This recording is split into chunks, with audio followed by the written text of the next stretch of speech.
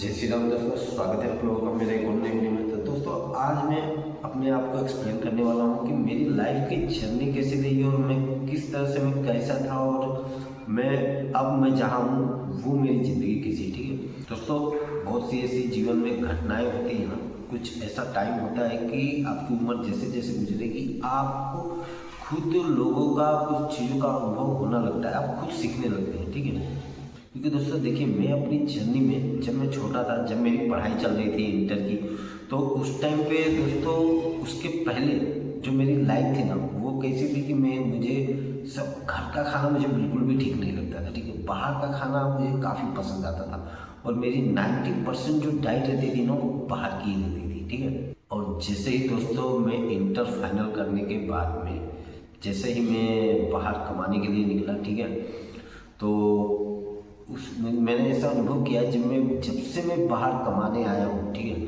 तब से मुझे ऐसा लग रहा है कि जैसे ही मैंने गांव को छोड़ा, जैसे ही मैं सिटी में शिफ्ट हुआ, उसी टाइम से मेरी हेल्थ में जो है प्रॉब्लम चालू हुई। ठीक है, तो ये मैं नहीं कहता हूँ कि सिटी में आने के बाद ही वो प्रॉब्लम्स हुई। हाँ, ये भी हो सकता है कि जो मेरा खाना पहले मैंने जो अभी बताया आपको कि इंटर के पहले जो मेरा खाना जैसा मैं खाता था, हो सकता है उसी चीज़ का कुछ नुकसान मुझे अभी हो रहा हो। ठीक है, तो उस टाइम में क्या हुआ था दोस्तों, जब मैं बाहर कमाने के लिए आया तो 1-2 साल तो मेरी हेल्थ अच्छी थी, लेकिन उसके बाद से धीरे धीरे जो सबसे पहले जो समस्या मेरे शरीर में आई वो थी डस्ट एलर्जी को लेकर। ठीक है, सांसों को फूलना, डस्ट एलर्जी। ठीक है, उसमें क्या, क्योंकि दोस्तों देखिए मेरा काम भी ऐसा है कि मैं फर्नीचर कारपेंटर का काम करता हूँ। ठीक है, तो इसके कई कारण हो सकते हैं, ये नहीं मैं बोल रहा हूँ कि ये ही कारण है। ठीक है, उस समय उसके बाद दोस्तों जैसे ही मैं यहाँ हैदराबाद में ही मैं रहता हूँ, मैं यहीं पे काम करता हूँ। ठीक है,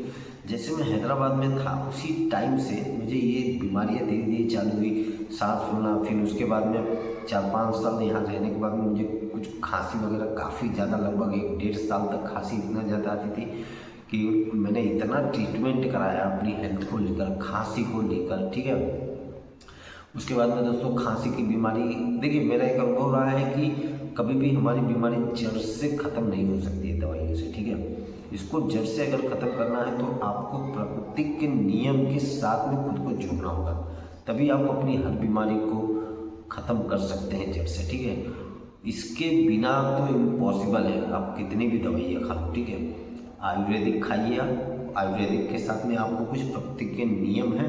ठीक है, जिसमें आपकी डाइट सही होनी चाहिए, आपकी हीलिंग पावर, आपकी ब्रीथिंग एक्सरसाइज, इसमें बहुत सी सारी चीज़ें ऐसी है जो मैं आपको आगे अपने वीडियो में एक्सप्लेन करता रहूँगा उसके बारे में, जो मैंने खुद से सीखी है। ठीक है, उसके बाद दोस्तों जैसे ही मैं अपनी लाइफ में मेडिसिन को मैंने ऐड किया, ठीक है, तो मेरी आदत ऐसी बन गई ना कि थोड़ी सी भी कुछ भी खांसी आती थी, भाई मेडिसिन की याद आ जाती थी मुझे। ठीक है, देखिए मेडिसिन ऐसी चीज़ है ना कि ये एक नशे की तरह काम करती है। ठीक है, ये आपको अपाहिज बना देगी अपनी ज़िंदगी में, अगर आप अपने हेल्थ पे ध्यान नहीं देंगे तो।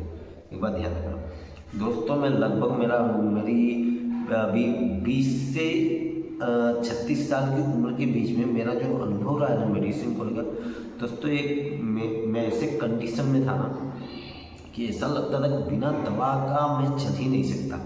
ठीक है, दवा मेरे बैग में दवा हमेशा रहती थी, मेरी टिफ़िन में खाने से ज़्यादा मेरी दवा होती थी। ठीक है, डस्ट एलर्जी की। ठीक है, यहाँ तक कि दोस्तों खांसी का होना, उसके बाद में मुझे किडनी स्टोन भी हो चुकी है दोस्तों। ठीक है, किडनी स्टोन भी मुझे, वो भी एक दो नहीं, एक ही साथ में 6-7 किडनी स्टोन मैंने अल्ट्रासाउंड 2-3 बार कराया था। अल्ट्रासाउंड कराइए जिससे आपको कंफर्म हो सके कि हाँ भाई आपको स्टोन्स वगैरह है। ठीक है दोस्तों, स्टोन का पेन बहुत ही खतरनाक होता है। ठीक है, और देखिए दोस्तों क्या होता है ना कि जब हमें दवाइयों की आदत लग जाती है ना, तो हम इतना, मतलब आपको जैसे भी थोड़ी सी छींक आई, भाई दवाई लेके आ जाओ। ठीक है, हम अपनी इम्यूनिटी पावर को कमज़ोर कर देते हैं। ठीक है, तो दोस्तों मेरा अनुभव ये कहता है कि मैं जब दवाइयों को खा रहा था ना, तो मेरी लाइफ में वो दवाई ऐसी बन चुकी थी ना कि मेरी मेंटल हेल्थ दोस्तों, दवा खाने से लेकर, ठीक है, मैं लगभग मुझे 10-12 साल तक मैं मेडिसिन पे रहा हूँ। मेरी मेंटल हेल्थ इतनी ख़राब हो चुकी थी ना, ठीक है, सुबह ना शाम को सही से नींद आती थी और ना ही पूरे दिन मुझे एनर्जी फील होती थी। ठीक है, तो एक छोटी सी मैं यही बात आपको कहूँगा, ज़्यादा सोचिए मत, ज़्यादा तनाव में मत रहिए। भाई ये चीज़ें आपको बीमारियां गिफ्ट के तौर पे मिलेंगी अगर ये चीज़ें अगर आप कर रहे हो तो। ठीक है, नॉर्मल सी सिंपल डाइट रखिए, नॉर्मल सी रखिए। ठीक है, लिक्विड फूड की तरफ जाइए, फल फ्रूट थोड़ा बहुत ऐड करिए। फल फ्रूट महंगा नहीं है, दारू और शराब से महंगा नहीं है। मैंने कहा ना, ये सब हमारे माइंडसेट का खेल है। ठीक है, फल फ्रूट दारू से महंगा नहीं है, इस चीज़ को आपको समझना बहुत ज़रूरी है। दारू और शराब आपकी आदत बन चुकी है, इसलिए आप नहीं समझ पा रहे हो इस चीज़ को। जिस दिन आपको काजू बादाम और फ्रूट्स की आदत पड़ जाएगी ना, उस दिन आपको महंगे नहीं लगेंगे वो चीज़। भाई ये डिप्रेशन तनाव से बहुत सारी बीमारियां होती हैं, खाने से कहीं ज़्यादा बीमारी तो भाई डिप्रेशन और तनाव से होती है। ठीक है दोस्तों, मेरी लाइफ की जर्नी ऐसी रही है ना कि दवाइयों को खा खा कर एक टाइम इतना मैं डिप्रेशन में चला गया था ना। वो तो ये मनाइए कि रील को देखते देखते मेरे सामने प्रेमानंद जी महाराज का एक वीडियो आ गया था, जिसे सुनने के बाद में वो एक ऐसी घटना थी मेरे लिए कि उसे सुनने के बाद में जो चीज़ें मैंने की ना, ऐसा लगता है कि वो चीज़ें मैंने की ही नहीं, वो ऑटोमेटिक वो चीज़ें होने लगी। ठीक है, आज मैं अपने 2 साल के पहले के दिन को याद करता हूँ तो मुझे ऐसा लगता है कि यार ये चीज़ें आज मैं जो जहाँ पर हूँ, क्या ये चीज़ें मैं कर सकता था। ठीक है, और ये चीज़ें मुझे प्राउड फील होता है खुद पे इस चीज़ों को लेकर। ठीक है, तो अगर आप देखिए भाई, हेल्थ को आप मैंने पहले भी कहा है अपनी वीडियो में, हेल्थ को सबसे टॉप पर रखिए, उसके बाद ही आपकी दिन की शुरुआत होनी चाहिए, हेल्थ के बाद में ही। ठीक है, सुबह में टाइम दीजिए, कोई भी चीज़ मुश्किल नहीं है, हर चीज़ संभव है। ठीक है, आपको टाइम लगेगा उसे हैबिट में कन्वर्ट करने में। ठीक है, अपने मन को देखो, अपने मन को डराओ भाई, अपने मन को डराओ, अपनी बॉडी को थकाओ। जब तक आपके देखिए शरीर से जब तक पसीना नहीं निकलेगा तब तक आपके टॉक्सिन्स बाहर नहीं आएंगे, और जब तक आपके टॉक्सिन्स बाहर नहीं आएंगे तब तक आप मेंटली फिट नहीं हो पाओगे। ठीक है, ये मेरा पर्सनल अनुभव है, और मैंने काफ़ी इस पर काफ़ी अपने खुद के ही ऊपर मैंने बहुत ध्यान दिया है, जिससे मैं सारी चीज़ों का अनुभव कर पा रहा हूँ। ठीक है, तो दोस्तों मेरी वीडियो कोई स्क्रिप्टेड भी नहीं है, और ये भी नहीं है कि मैं कुछ चीज़ें लिख के पढ़ के उसके बाद में वीडियो बनाता हूँ। नहीं, जो मुझे आता है, जो मैंने अपने जीवन में जो समझा है 10 से 15 साल में, वही चीज़ों को मैं एक्सप्लेन कर रहा हूँ। ठीक है, तो दोस्तों एक लड़का ऐसा जो अपने क्लास में 10th पास करने के पहले टॉपर रहता है, और 10th में उसे पास होने के लिए उसे स्टार की ज़रूरत पड़ती है।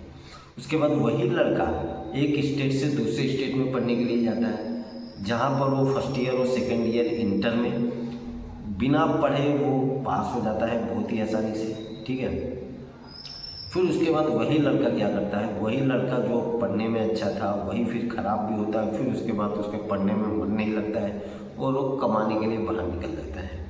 ठीक है, तो दोस्तों देखिए ये कहानी मेरी ही है। ठीक है, तो मैं इसे एक्सप्लेन कर रहा हूँ इसलिए कि आपको देखिए एक बात समझना बहुत ज़रूरी है। ठीक है, हम लोगों के बीच में हम उस चीज़ को भूल जाते हैं अक्सर।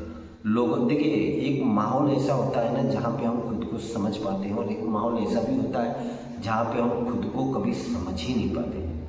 तो अपनी लाइफ में एक चीज़ ध्यान रखिए कि अच्छे लोगों के बीच में रहिए। अब जितने अच्छे लोगों के बीच में रहोगे आपका दिमाग भी उतना ही तेज होगा, एक बात आप ध्यान रखिए। और आप जितने खराब लोगों के बीच में रहोगे उतनी ही खराब आपकी सोच होगी। ठीक है, क्योंकि जैसा आप सुनिए, जैसा आप सोचोगे वैसे ही आपके विचार भी होंगे, और जैसे आपके विचार होंगे वैसे ही आपके कर्म होंगे। ठीक है, तो अपनी लाइफ में खुद को समझिए। हर इंसान, मैं कह रहा हूँ ना, हर इंसान अपने आप में बेस्ट है, उसको समझना बहुत जरूरी है। अब दोस्तों आज मैं जिस तरह कैमरे के सामने बैठ के वीडियो बना रहा हूँ, आप लोग भी बनाइए भाई, सोशल मीडिया के पावर को समझिए। दोस्तों मैं भी ये कर नहीं सकता था दोस्तों, मुझे भी शर्म आती थी वीडियो बनाने के लिए, कैमरे के सामने बोलना भी मुझे नहीं आता था। अब मैं एक चीज़ आपको बताता हूँ, इस चीज़ की प्रैक्टिस मैं लगभग 1.5 से 2 साल पहले से ही कर रहा हूँ। इस चीज़ को मैं आपको बता रहा हूँ। आप लोग सोच रहे होंगे कि यार कोई भी बना दे, तो नहीं है भाई, कैमरे के सामने बोलना, कैमरे की तरफ देखना और हर एक चीज़ को एक्सप्लेन करना इतना आसान नहीं होता है, इसको आपको कोशिश करना पड़ेगा। ठीक है, मैंने पहले 2 साल पहले एक वीडियो अपने फेसबुक पेज पे डाली थी, लेकिन मुझे तब ऐसा अनुभव हुआ था कि मैं जो लोगों को बताना चाहता हूँ वैसा मैं अभी हूँ नहीं। पहले मुझे खुद को वैसा बनना है, फिर उसके बाद में ये चीज़ एक्सप्लेन करनी है। तो लगभग 1.5-2 साल मेहनत करने के बाद में फिर मुझे लगा कि नहीं, अब शायद मुझे अब जो मुझे सीखना है वो करके सीखना होगा। प्रैक्टिस तो मैंने की, लेकिन अब जो मुझे करना है वो करके सीखना होगा। क्योंकि देखिए, जब तक हम किसी चीज़ को करते नहीं है ना, तब तक उस चीज़ को हम नहीं कर पाएंगे। ठीक है, सीखना आसान है लेकिन करना उतना ही मुश्किल। तो आपको अगर कुछ करना है तो उस चीज़ को आपको करना पड़ेगा, ठीक है, तभी आप कर पाएंगे। ठीक है दोस्तों, तो ऐसी कोई चीज़ नहीं है जो आप सीख नहीं सकते। ठीक है, और बात अभी जो मैं आपको बता रहा था कि कैमरे के सामने बोलना इतना आसान नहीं होता भाई, इसके लिए मैंने प्रैक्टिस की है। देखिए, वायरल हो या ना हो मेरी वीडियो, वो चीज़ें अलग है, लेकिन मैं इतना तो जानता हूँ कि सीखूँ या ना सीखूँ, इतना तो सीख जाऊँगा कि अगर 100 लोगों के बीच में अगर खड़ा हो जाऊँगा तो हाँ भाई, माइक को तो पकड़ सकता। भाई देखो, माइक हर कोई नहीं पकड़ सकता। माइक पकड़ने वाला इंसान हमेशा पावरफुल होता है, ये अपने दिमाग में घुसा लो। स्टेज पे चढ़ के माइक पकड़ना आसान नहीं होता है, हर किसी के बस की बात नहीं है ये। ठीक है, तो दोस्तों आज के लिए इतना ही, मिलते हैं नेक्स्ट वीडियो में। और दोस्तों अगर आपको मेरा ये वीडियो अच्छा लगता है तो प्लीज़ सब्सक्राइब करना मत भूलें। और दोस्तों अगर आपको लगता है कि मैं अपने वीडियो में कि या कुछ गलत चीज़ें बोल रहा हूँ तो प्लीज़ कमेंट में ज़रूर बताएं आके। आप लोगों का बहुत बहुत धन्यवाद दोस्तों।